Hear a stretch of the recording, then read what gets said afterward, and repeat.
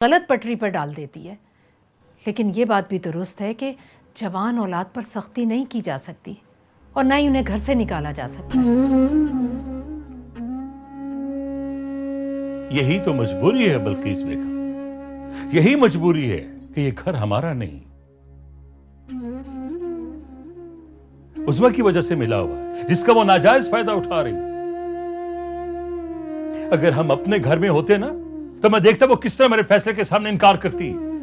अगर वो ऐसा करती तो क्या आप उसे घर से निकाल देते? हाँ, मैं उसे घर से निकाल देता।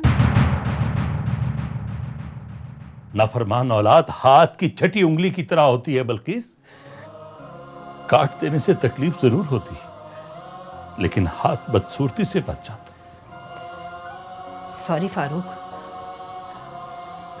लेकिन आपको गलत सोचने पर मजबूर किया जा रहा है। आप ऐसा कभी भी नहीं कर सकते, किसी सूरत भी नहीं। बेटियों के सर पर तो बाप का साया घने दरख्त की तरह होता है और कोई भी बेटी बाप के लिए छठी उंगली नहीं हो सकती। प्लीज फारूक, आपको तो बहुत तदब्बुर और हौसले से काम लेना होगा। मैं बात करूंगी उस्मा से, समझाऊंगी उसे, लेकिन आप जज्बात में आकर कोई भी गलत फैसला मत कीजिएगा प्लीज। मामू ने बड़ा अजीब फैसला किया, जबकि सब घर वालों को पता है कि असलम और मायरा एक दूसरे को पसंद करते हैं। उनकी पसंद नापसंद का कोई ख्याल नहीं रखा जा रहा। हमारे बारे में तो शायद मेरी तो खुद की नींदें उड़ गई। मुझे तो ये बात खुद समझ में नहीं आ रही है कि कौन सा लड़का अब्बू ने मेरे लिए चुना है, जिसके साथ वो सबसे पहले मेरी शादी करना चाहते हैं। मामू के इस फैसले ने पूरी फैमिली को परेशान कर दिया, सिवाय तुम्हारी अम्मी, अब्बू और बेजी के। मुझे तो लगता है कि अब्बू के इस फैसले में इन तीनों का मशवरा भी शामिल है। सायरा, तुम कुछ भी कहो,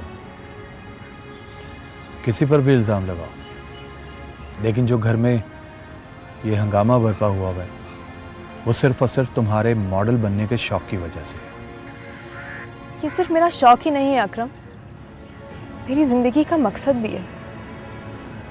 और अपनी जिंदगी के मकसद को पूरा करने के लिए कुर्बानियां तो देनी पड़ती,